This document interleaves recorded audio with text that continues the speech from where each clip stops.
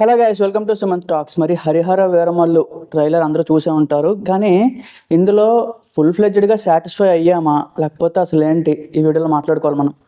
అయితే సినిమాలో మైనస్లు అయితే ఉండబోతున్నాయి అని ట్రైలర్ చూసి అర్థమైపోతుంది. ఎందుకంటే ఆ పులి ఫైట్ కానీ, చార్మినార్ ఫైట్ కానీ, సో కొన్ని ట్రైలర్లో కొన్ని ఎలిమెంట్స్ చూపించారు మనకి.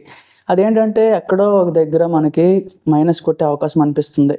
విఎఫ్ఎక్స్ సరిగ్గా హ్యాండిల్ చేయలేదు అని క్లియర్ కట్గా తెలిసిపోతుంది అనమాట. ఇన్ఫ్యాక్ట్ ఆ టైటిల్ అంతా అయిపోయింది, ట్రైలర్ అంతా అయిపోయింది. లాస్ట్లో ఒక నక్క వచ్చి ఎందుకు కళ్యాణ్ గారి ముందు ఉంటుంది అనమాట. సో ఆ షాట్ కూడా చాలా ఆర్టిఫిషియల్గా అనిపించింది నాకు. ఈవెన్ యానిమేటెడ్ అలా ఉందన్నమాట అది. సో కార్టూన్స్లో ఏదో వస్తుంది కదా, ఆ టైప్లో ఉందన్నమాట. పర్సనల్గా గైస్ నాకైతే అంత సాటిస్ఫై అనిపించలేదు. కానీ ఇది రెండోసారి మూడోసారి చూస్తుంటే బోర్ కొట్టేస్తుంది అనమాట.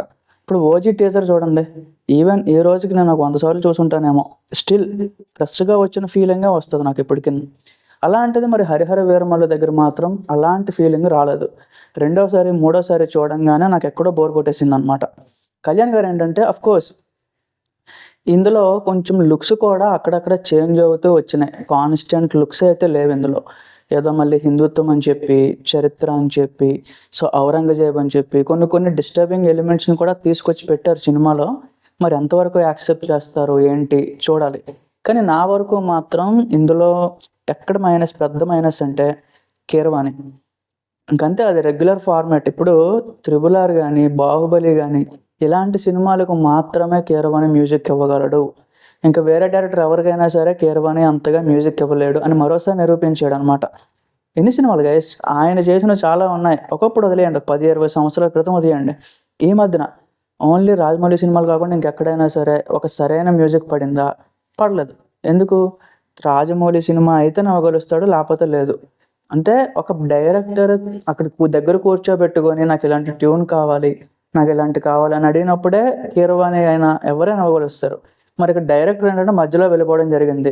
ఆ మిగిలిన రెస్పాన్సిబిలిటీ ఎవరు తీసుకున్నారో కూడా తెలియదు. కీరవాణికి మరి ఎవరా ఇన్పుట్ ఇచ్చారో కూడా తెలియదు. సాంగ్స్ అయితే ఒక్కటంటే ఒక్కటి కూడా చెప్పుకోదగిందే లేదు అనమాట. మరి ట్రైలర్లో నాకు ఏదైనా ఒకటి సాటిస్ఫైడ్గా అనిపించింది ఏంటంటే, అంత బిజీగా ఉండే కళ్యాణ్ గారు కూడా అంతగా ఎఫర్ట్ పెట్టడం. ఈవెన్ ఆయన తాలూకా డైలాగ్ డెలివరీ, తర్వాత చార్మ్, ఆ తర్వాత యాటిట్యూడ్ ఎక్కడా చేంజ్ అవ్వలేదు, యాజ్ ఇట్ ఈజ్ ఉందన్నమాట.